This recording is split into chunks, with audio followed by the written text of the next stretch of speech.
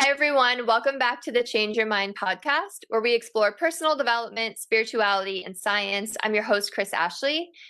If you head to the link in the show notes, you are going to find lots of really great places to go. You'll find a link to my book, Change Your Mind, Change Your Reality. It was endorsed by Marcy Shimoff, Bob Doyle, Michael Beckwith, all from The Secret. It was endorsed by John Gray, Anita Morjani. So go check it out. You'll also find links to my courses, to free live masterclasses, to free downloads, and lots of ways to stay connected. And of course, you'll find links for my lovely guest as well. And as always, this podcast is a part of the Los Angeles Tribune Podcast Network. We are doing a lot in the realm of personal development. We have some amazing live events coming up. I was just on a stage with Les Brown and Dr. Joe Vitale from The Secret. So tune in, stay connected. Lots more coming up on the pipeline. All right, so I'm so excited to have my guest today. With me, I have Elizabeth Kipp. So Elizabeth is a stress management and historical trauma specialist who uses trauma-trained and yoga-informed addiction recovery coaching, ancestral clearing, compassionate inquiry, and yoga to help people with their healing. Elizabeth healed from over 40 years of chronic pain, including anxiety, panic attacks, and addiction. She now guides others to unleash their healing power, find freedom from suffering, and live a thriving life. She's the best-selling author of The Way Through Chronic Pain, Tools to Reclaim Your Healing Power. So welcome, Elizabeth. I'm so happy you're here. Well, thank you so much, Chris. It's great to be here. So I always start my episodes the exact same way, and that is by asking my guests to share their origin story. So what is it that led you to become the healer that you are today? Oh, well, really two things. My mother was an undiagnosed and untreated sufferer of bipolar disorder and alcoholic. Very unpredictable behavior on a daily basis. I kind of grew up with that. And that created a lot of stress in my body. I learned to be quiet and not express my emotions. So that's a recipe for chronic pain right there. And by the way, chronic pain is any pain that's felt 15 days out of 30 for 3 months or more, physical, mental, emotional, spiritual. The body can't tell the difference. It all sends the same signal to the brain. It hurts, right?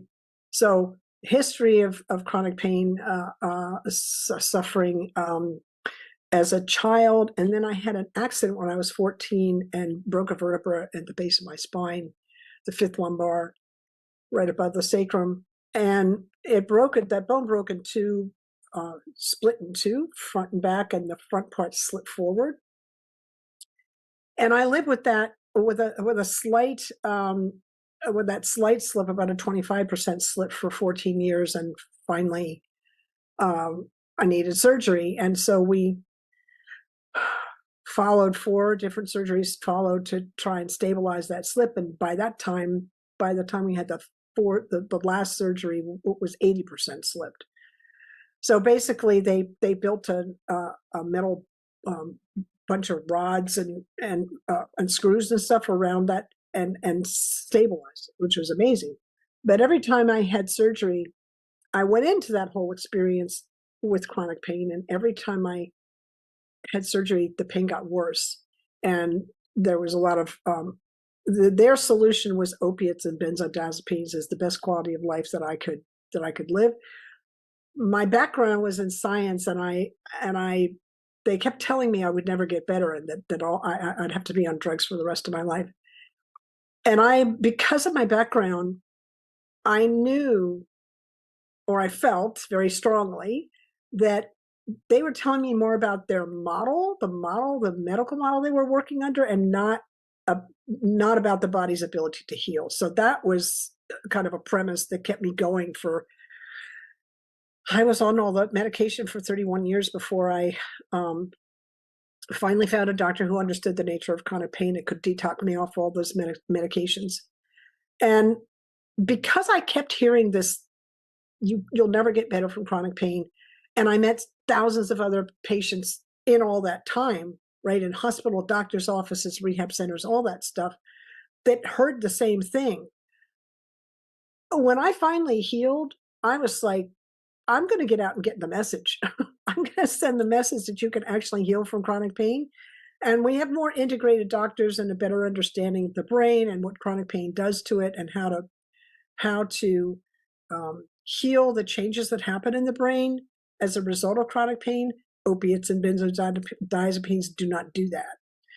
So I really wanted to dedicate myself to helping people heal from the chronic pain experience, which includes addiction. People trying to heal from addiction and trying to heal that are in recovery already, but have this chronic pain element. Yeah.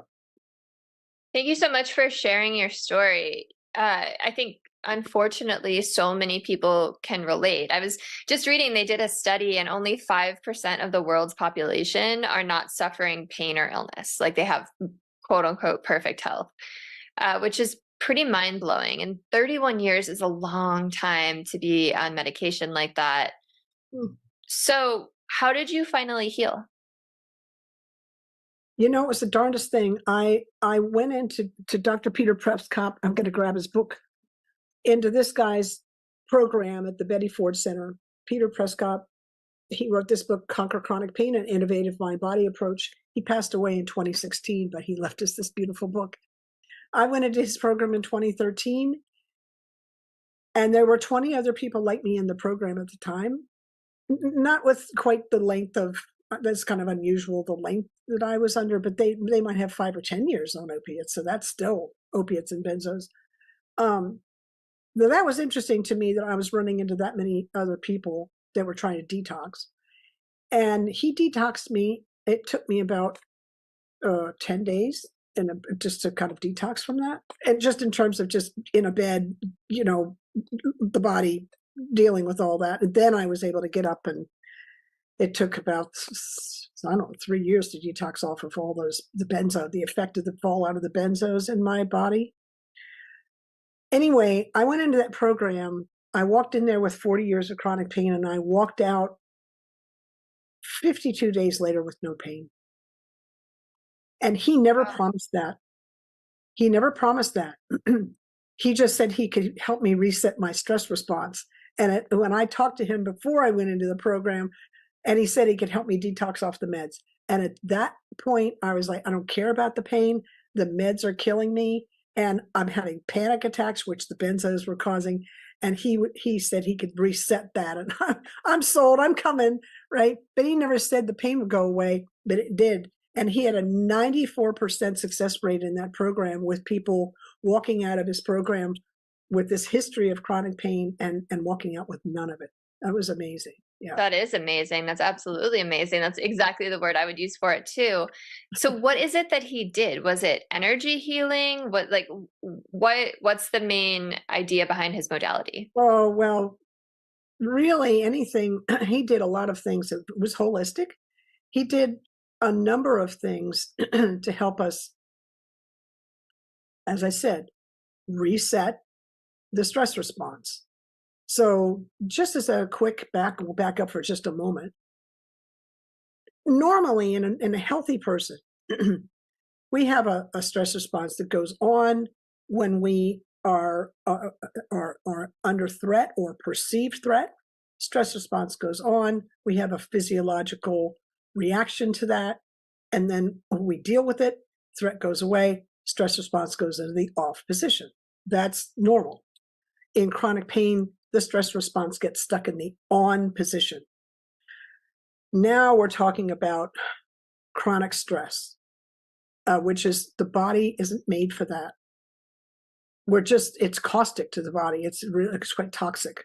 So you can imagine the amount of healing that people are having to do when they're suffering from that, right? So he brought in things that helped us reset the stress response. One of them was just simple breath work, but targeted long, deep breathing in a kind of regular fashion to help us get regular instead of all over the place, chaotic, which happens in the brain because of chronic pain. So regular targeted long deep breathing. It doesn't sound that complicated, but the effect on the nervous system is amazing. So just as for the listeners that aren't in chronic pain that are listening to this, the mind follows the breath. So I know during my day when my mind starts getting kind of jumping, I know that my breath is also not normal. It's gone erratic or shallow, right? So I know to bring in a long, deep breath. So that's kind of a general principle. Um, so he started right at the nervous system level. He had us do qigong, again, some energy healing modality, but also physical, and also has breath involved. He had us do meditation beyond the breath meditation. He had us we did adversity therapy to deal with all of us had trauma, unresolved trauma, and he helped us clear that. And he brought in Ancestral Clearing. He brought John Newton in of Health Beyond Belief with his Ancestral Clearing modality that addresses it's the burden of the past, but it includes the burden of the past from the lineage. And that was very powerful. Also, we had a good diet. They kept us well hydrated, so we addressed the nutritional part of it. I think, and also we did it in groups. So we did the adversity therapy. He did that not just one-on-one. He did it in the whole. He'd have the whole class. Each person would work through whatever their thing was, and then he'd help us re-script that event to make it more empowering. And then all the group would come in and support. So the community was another aspect. Yeah, thanks for running me through all that. Like everything you said, I was nodding. I was like, yeah, I've heard about that, or I've tried that, or like like you said, some of these things are so simple, but they're so powerful. So, can you just give a little bit? I know you kind of touched on it, but a little bit of background for listeners on nervous system and how that kind of ties into the stress response with chronic pain? Sure. I think the entry point I'd like to bring in is this, because Yeah. I could do a couple of hours on this, but I'll bring it from this angle. There's an intimate connection between the brain and a long exhale. And when we have a long exhale, it sends a signal to the nervous system, the brain and the nervous system, that it's safe to calm down.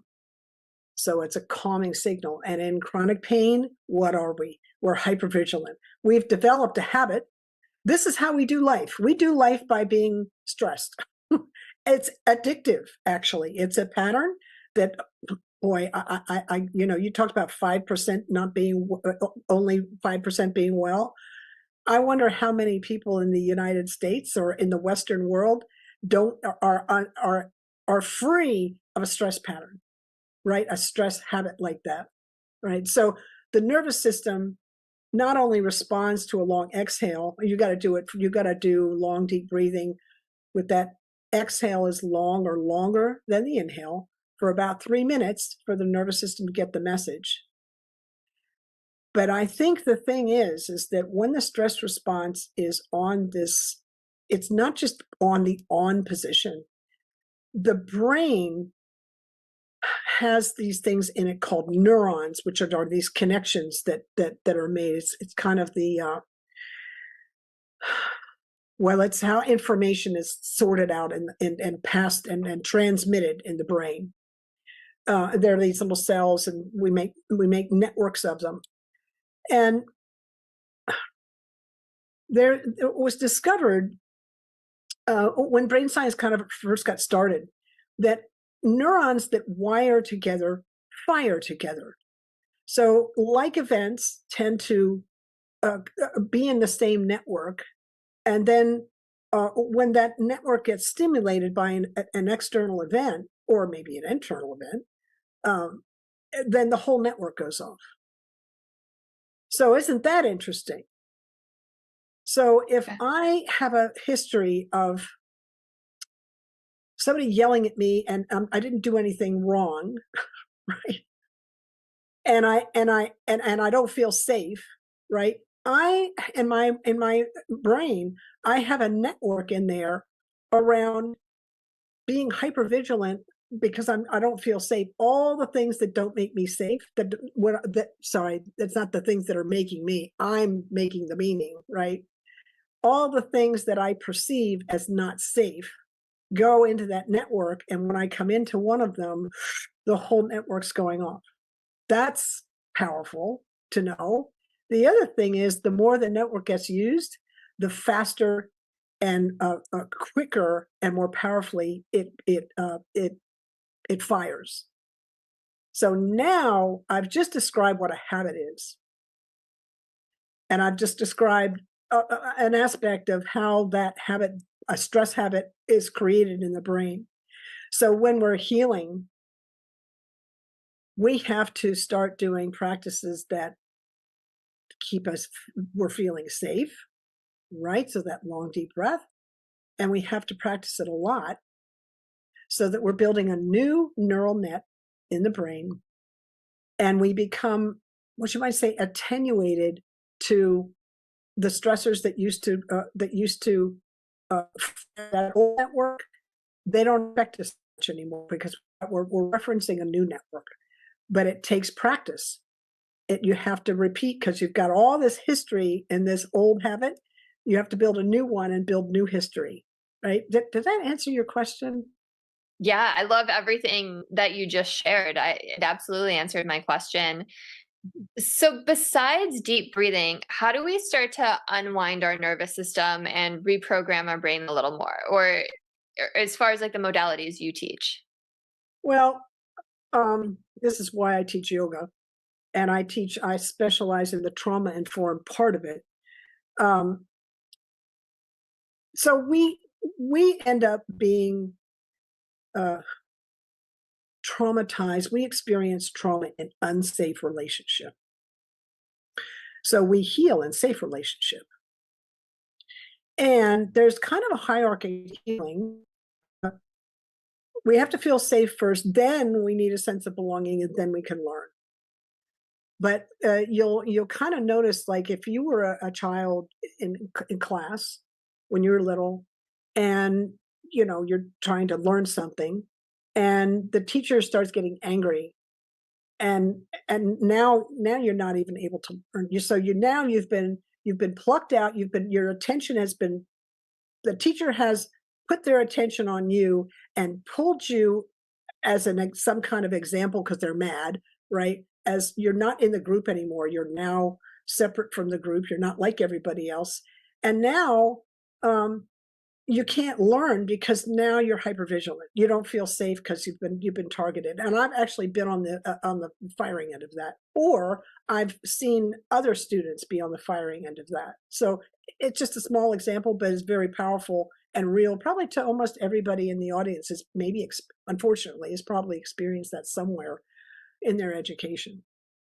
Yeah, it reminds me of Joe Dispenza's work a little bit, where he teaches that when your body's in that hyper aware fight or flight state, it's time for an emergency, right? You're like in an emergency zone and it's not time to learn. Right? Oh, yeah, that's true. But Dr. Mark Perry showed us that there's this order, right? You got to feel safe first, then you need a sense of belonging back to yourself, to others, like safe relationships. So safety and relationship, and then we can learn. So we need these three components, which I thought was a very interesting from an education point of view, to try and if we could incorporate that into the education model.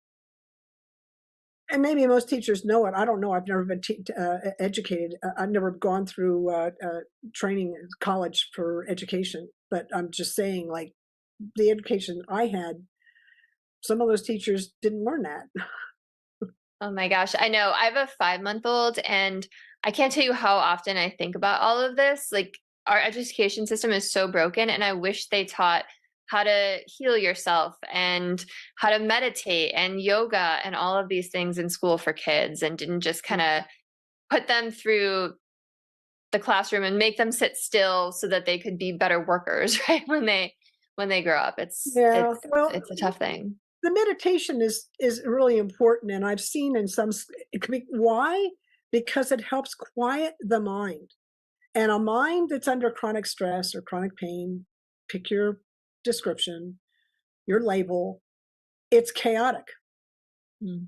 I can't think straight. I don't remember what I just did. Also, there's a very strong emotional negative, which can be at others or ourselves or both. So meditation cuts through that signal. But when you're talking about somebody like us, where there's this underlying stressor, you really can't tell them to sit still because the nervous system reads danger as run, fight, or shut down. So if you've got a student who's restless and you tell them to sit still and meditate,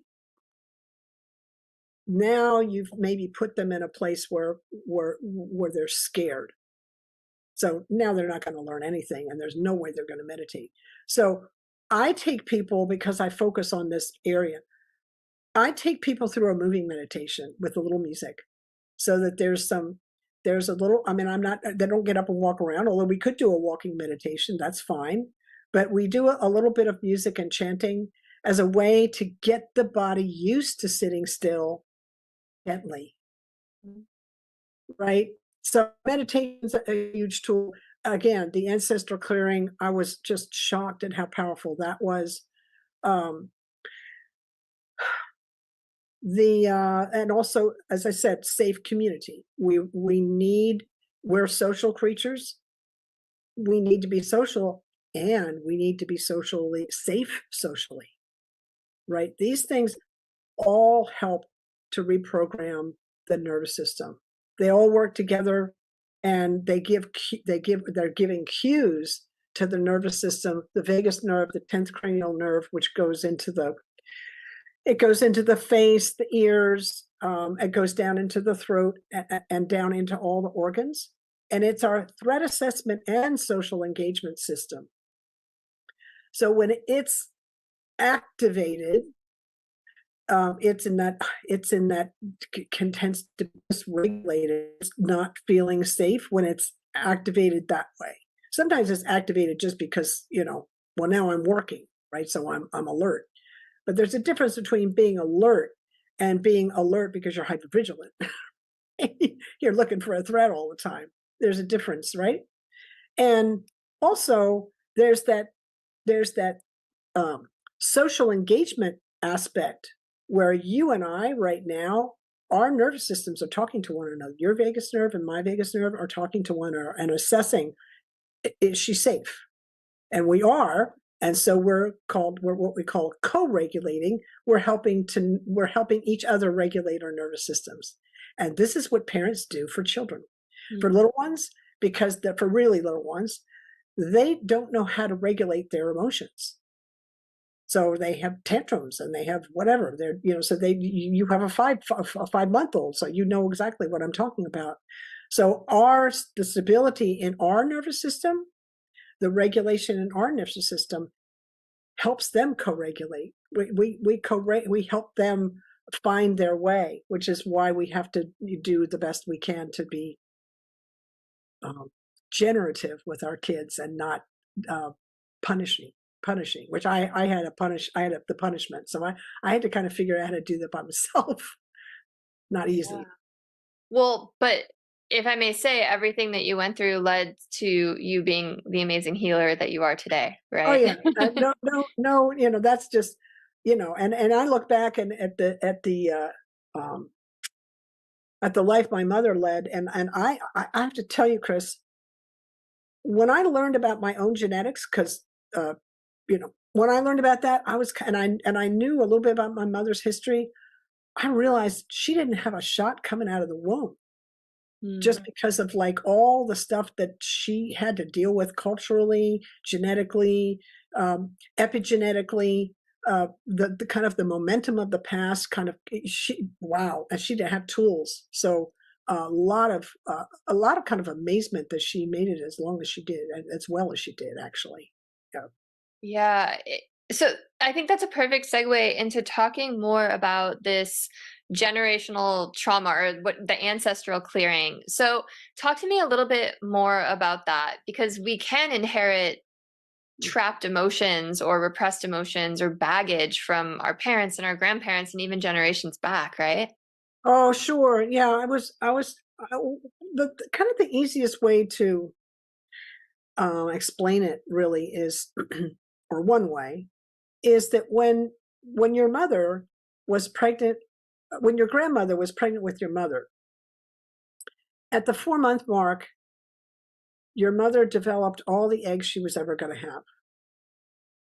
So now the egg that was you is sharing space with your mother and your grandmother for 5 months. Wild. And so what does that mean? So that means whatever your mother and grandmother are experiencing in their lives, maybe there's some scarcity, maybe there's abundance, maybe there's a lack of safety, maybe there's lots of safety. You see, you're experiencing that in the womb.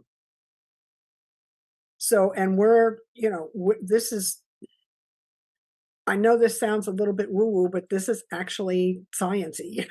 So, you epigenetically, this is environmental epigenetics. So there's DNA, which is the like the computer, right? The epigenetic part is the software on the computer, and depending on the environment, what software we put on the computer, that's what the computer puts out, right? So depending on the environment that we're developing in, that affects us. So I'm just going to leave everybody right there to just kind of take a breath, because that's a lot. And now I'm going to take you one more step. Your grandmother spent time in her grandmother, and on down the line. And now we've got a through thread from way back, as far as you want to the present. And now we're beginning to understand, at least epigenetically, how these things are passed. And I could talk about this for a couple hours, but I'm keeping it, kind of focused. Did that make sense? Do you have any questions about what I just? No, it makes sense, and I appreciate the actual reality that we are eggs in our mother's womb inside our grandmother, because I think it's hard for people to grasp this idea of generational trauma or emotions being passed down, but it makes a lot of sense. If someone has an emotion vibrating through their body of anger or grief or fear, of course that's going to affect us because it's all energy, right? So how do you, and you've talked a lot about epigenetics, and I love talking about epigenetics. You heard me say in the beginning of the show, it's spirituality, personal development, and science, and epigenetics and quantum physics and neuroscience and all of that is what I love to geek out on.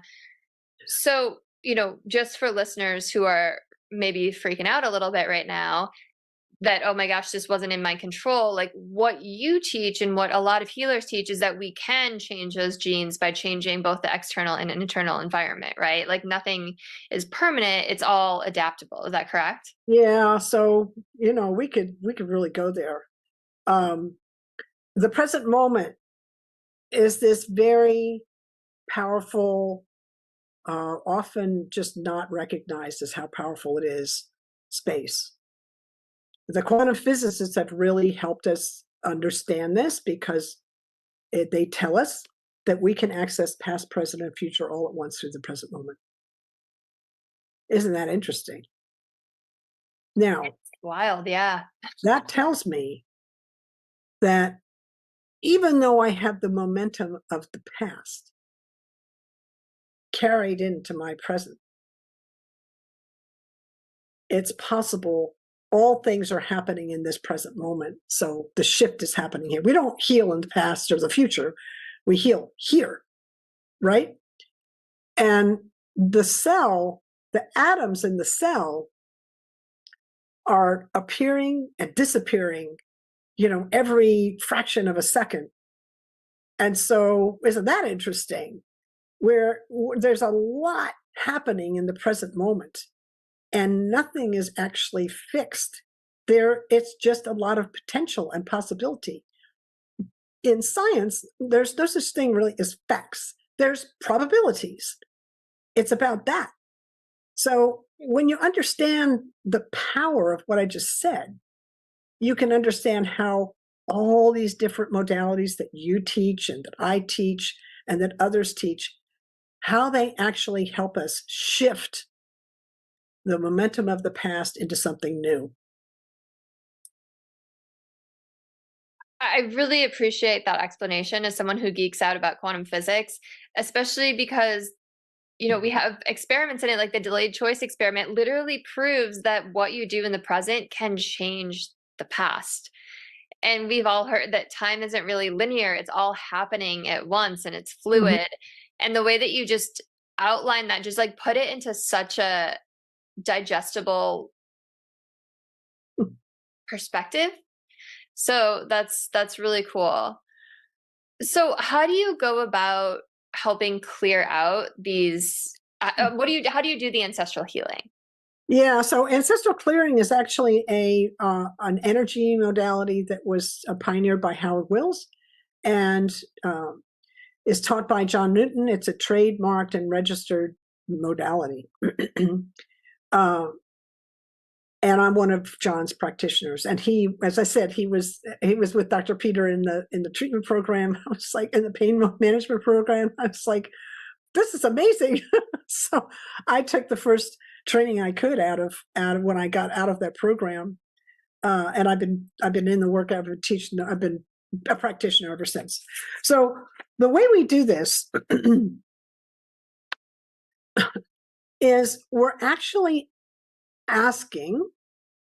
we're recognizing we have an issue, right?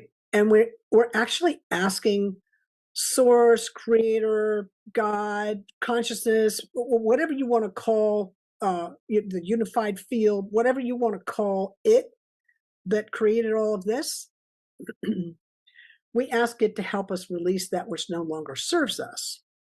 And that's a reference to the momentum of the past that's acting in a way that no longer serves us in this moment. And we access the present moment when we do the practice. And we have about 30 different ways we can actually get at the burden. But I can take you through one that'll take maybe a minute and a half. Love that, please. Everybody listening here, if you could just drop into the body, notice what you're feeling. What sensations are arising? So I feel my sitting bones on the chair and my feet on the floor, and I can feel a little bit of heat in my upper chest. I have a little bit of heat in the back of my throat. And I'd say it's about, giving it a number from 0 to 10 of intensity, I'd say it's about a 2. So everyone listening, do that for yourself, and then just stay present in the breath. Breathing normally, and then just let these words pass over you. Higher power, creator, Holy Father, Great Spirit, Divine Mother, Infinite One, oneness. You're known by many names, yet you are one. We ask humbly and gratefully for us and all our ancestors and all their relationships through all space, time, dimension, realms, lifetimes, and incarnations. For all sickness and the ensuing grief and suffering, for the times we stood powerless and unable to ease the pain of our loved ones, for survivor's guilt in plagues and pandemics that swept through our lives and our communities. Please help us all forgive one another and forgive ourselves. Please and thank you. For misunderstandings, disputes, arguments, fights that broke out, and resulting injuries, whether intentional or unintentional, and for all the guilt anyone carried because of it, for every raid, assault, incursion, battle, war, and holocaust, and for all the angst, the betrayals, the fierce anger, and any guilt we felt because of these actions, or guilt that others felt because of our actions, for all unresolved resentments, enduring aversions, loathing, and outright hate that erupted and continued unrelentingly intergenerationally. Please help us all forgive one another and forgive ourselves once and for all, no matter what it was. Please and thank you for all secrets, hidden pacts, and for times we were sworn to silence under duress, for any abuse, slavery, torture, or any other injustice, and all that arose in the lineage because of these events, including physical, mental, emotional, and spiritual illness. Please help us all forgive each other and forgive ourselves. Please and thank you. Please help us release one another and release ourselves, find peace with one another, and find peace with ourselves. Once and for all, now and forever. Please and thank you. Please and thank you. Please and thank you. And just take a nice breath in and let it out and notice how that feels.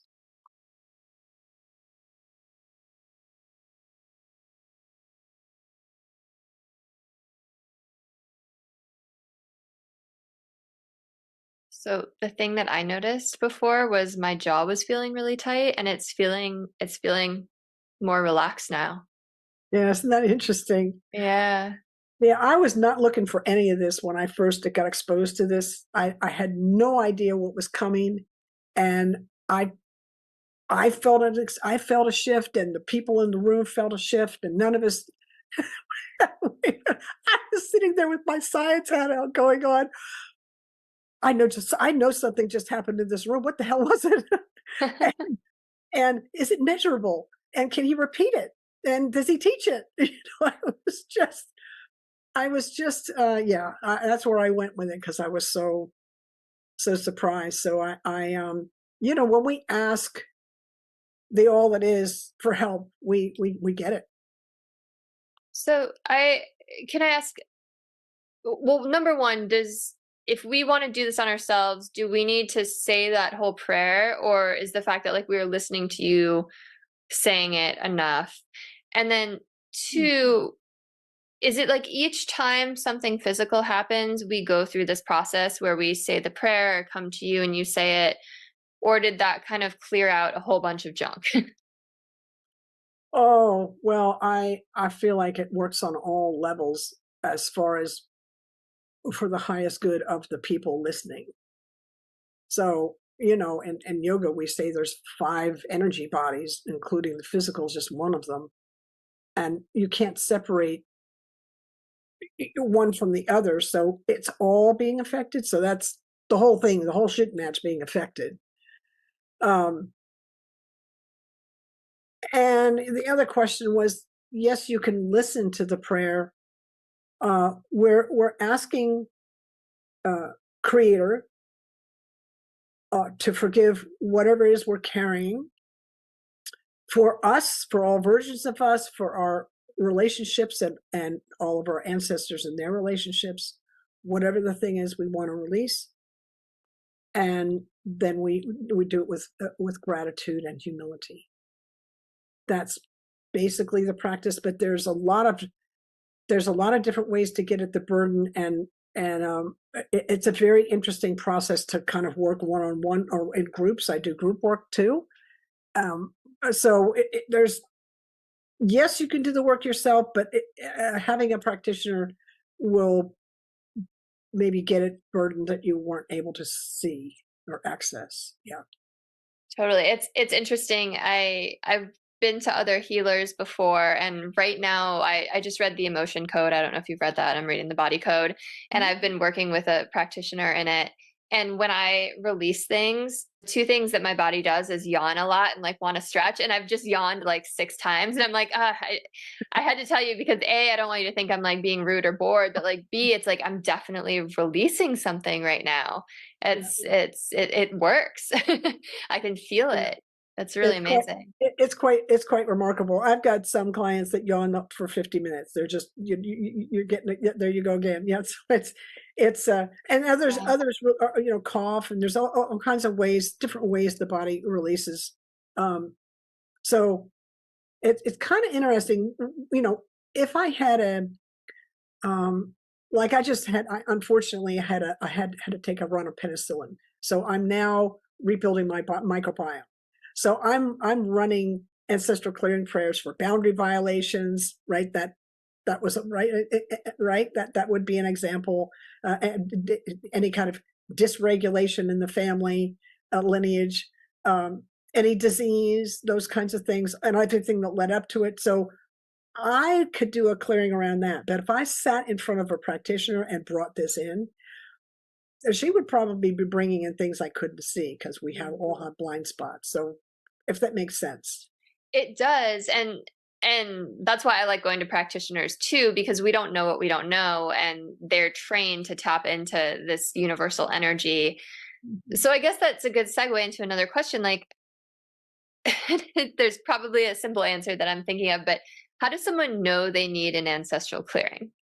Oh, I love that question. Yeah. So I have I have a number of people, maybe not the majority, but probably about half, that come to me and say, I have this thing and it's not mine.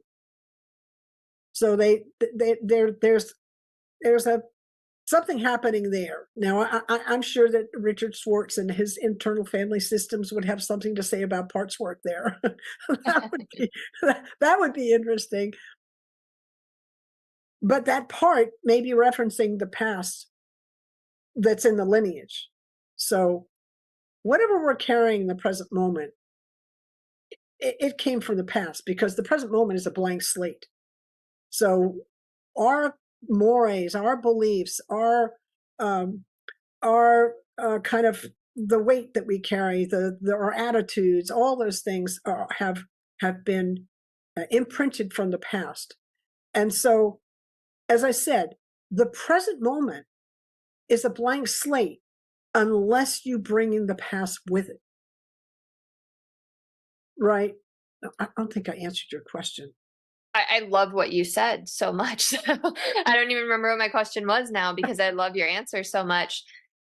And it reminds me of something that I teach, that everything is our own perception, right? Like our own choice. We see things through the lens of whatever it is that we've been up to before that, right? Our belief system, the belief system piled on top of us, and seeing a blank slate, like I'm picturing like a empty chalkboard for some reason in my head, and it totally makes sense that most people bring all that junk with them, right? That chalkboard's just filled with scribbles and drawings, because we're human, right? Like we take things personally, or things are laid on top of us, or this generational trauma. So I'm assuming the answer to, I guess I would just remember the original answer, or the original question was, how does someone know that they need this work? And the answer is probably like, most people need this work, right?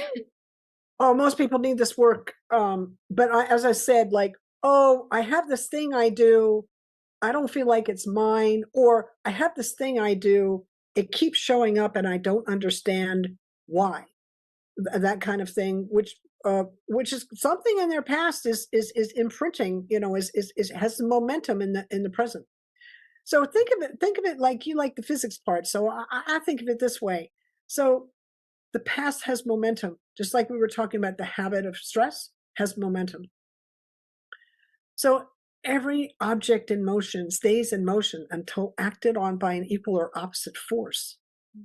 So whatever our patterns is, or whatever we're up to, or it's going to stay, we're going to keep repeating that until we come in with a modality or some sort of something that's going to help shift that with an equal or opposite force. It's going to help shift that trajectory. So that's bringing it down kind of in the science, the sciencey part. We do have people who come in with like issues with their mom, or having I just don't understand why I have so much trouble with my father. And what's interesting is when we get in the ancestral clearing process, it's not about the mother or the father. It's about something way back in the lineage that connected in, the thread comes into it, but it comes from long before that. It's kind of interesting. That's super fascinating. One thing that they were saying in the emotion code, and I wonder if you've seen this as well, is that when you clear something like that in yourself, it clears everyone else in your line of that too. Have you found that as well? Well, yes, and we're informed by that from physics, right? Because we can access past, present, and future all at once. So what's happening here affects the whole line. That's the best explanation that I can give. There you go again. I can't stop yawning. I've That's, yawned like 60 times, I feel like. so that's the best explanation I have, because we see patterns, but like no scientist has gone out and done a study, but the physicists tell us that they've done the studies, and that's what makes sense to me. See, that's why the emotion code, that's why it's coming up for them too. You're accessing the present moment, and that's so powerful because it affects the past and the future, because you're shifting what's happening here. Yeah. It's like a ripple effect. I like the science brought in that something in motion stays in motion, because that makes sense, because we know that emotions are energy, right? And there's motion in that. So we only have maybe like 9 or so minutes left, but I would love to just really quick switch it over to yoga, because I know that's one of your other modalities. I don't know if you know this. I just sold my yoga company. I had a yoga company and I was director of a yoga company for years. So, you know, I'd love to hear your take on it, about just how yoga helps release these things, or how you use yoga in this healing. I love the question, because I bring in both. I bring in the ancestral clearing. Well, all three. I bring in the polyvagal theory stuff around the nervous system, and then I bring in yoga. And of course, yoga knew about all of this. Yoga, yoga is, science is just starting to put labels to it. You know, starting to figure it out. Right. I love what you said about seeing through the lens that we see through. Right. The Yoga Sutras inform us. We see a life as we are. And the point, what the first Yoga Sutra tells us, yoga is now. So isn't that powerful? That's pointing us where?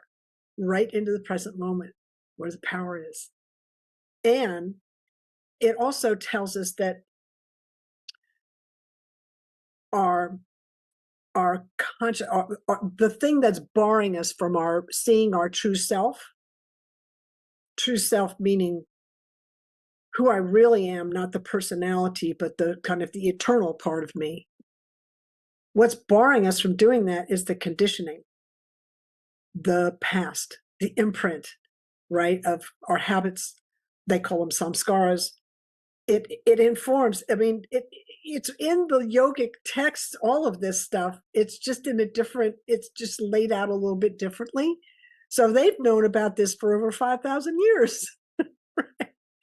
And I love bringing in what breath work is amazing at regulating the nervous system, and that alone, targeted breath work, when it's done, kind of, you need to kind of do teachers all different breath work.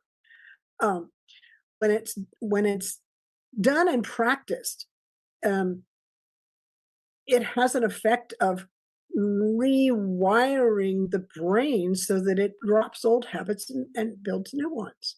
Because we don't normally breathe long, slow, and deep for 11 minutes. We don't normally do that. So what are we doing to the brain? Oh, we're giving us something new to do. So by definition, the brain is so adaptable. Now we're building something, we're building newness in the brain. We're giving it new instruction.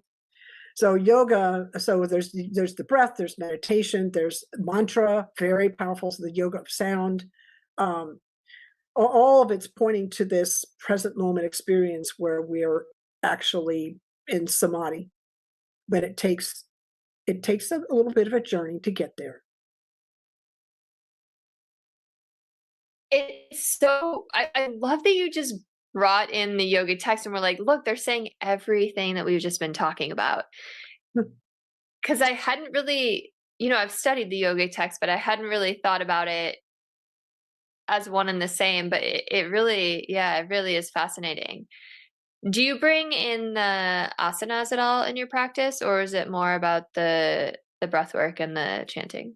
So it's an eight limb practice, and so we get all 8 limbs. Get all 8, nice. Because you want to have an integrated practice in order to integrate. And The asana would be different in a trauma-informed, and even the pranayama would be different in a trauma-informed class than in a straight up, you know, not trauma-informed yoga class, but still, it doesn't really matter. What matters is the now. What matters is uh, the correct angle. So we're, the asana part of yoga is all about angles and trying to like align. So yes, and depending on who I'm in front of, what class I'm teaching, depends on. And one of the things I learned as a teacher, which was very cool, I would, I would walk in with a lesson plan, and I have a lot of teaching under my belt. I'd walk in with I'm going to do this for the class. And then I'm sitting in class and I'm watching people come in and I'm going, oh, I need to, because like I said, so-and-so walks in and I'm like, oh, oops, this isn't going to quite work there. And so we just do a little modification. So this is part of the art of being a teacher, is being present, being able to kind of read the field, and being able to kind of adapt. And yoga is beautiful at that. Yoga is as long as you're keeping the seat of the asana, you can do modifications, if that makes sense. Yeah. Yeah, absolutely. And I haven't taught for a few months because I was very pregnant and then had a baby and I sold my company, but you just made me miss teaching so much, because you're right. And it's even, yes, as they're coming in and you know them, but it's also like mid class. You're like, oh, I have to totally shift. So I never planned my classes because of that. It's like you have to read the room. And that's the very best part. Those are the best teachers that can do that and speak to the people in front of you, right? Not just rattle off some script, like actually talk to the humans in front of you and what they need that day. And often what you say is what you need to hear too, right? I love that part of it. Okay, so you do all this amazing work, but the nervous system and the ancestral clearing and yoga, I'm sure listeners are like, how can I find you? How can I work with you? What does a session look like? So if you wouldn't mind sharing all of that, that would be wonderful. Oh, well, you can find me at my website, which is Elizabeth with a hyphen between my first and last name, Elizabeth-Kipp.com. Elizabeth-Kipp.com is a photographer and a web designer who's amazing, but she's not me. So with the dash in there. You can find me, all my social medias there. There's lots of blogs and ancestral clearing prayers and all kinds of free resources there. I teach classes and stuff. A session, I have a free introductory 15-minute session, and then I've got 25 and 50-minute sessions, and you can buy packages of those. And a session, you really described beautifully what my sessions look like. It depends. It depends. It depends on who I'm sitting in front of and what they're bringing to the table and what their intention is and how we work with that. And one of the reasons I have the tools in my toolkit that I do is because we need all these tools, but we need them a little differently depending on what the issue is at hand. So, yeah. And there goes another yawn. That's awesome. It's been so many. That was so powerful for me. That's why I'm like keep muting myself while you're talking, so I'm not like in the background yawning. Thank you so much. This was so wonderful. I really enjoyed talking to you. I'm sure listeners love this as well. You are such a wealth of knowledge, and I really appreciate your time. If you are listening and you think there's someone in your life who could use this, please send it to them. Like, comment, share, subscribe, do all the things. Let's help spread all this good consciousness, help rise the level of consciousness on this planet. And have a beautiful rest of your day, everyone. I will see you at the next show.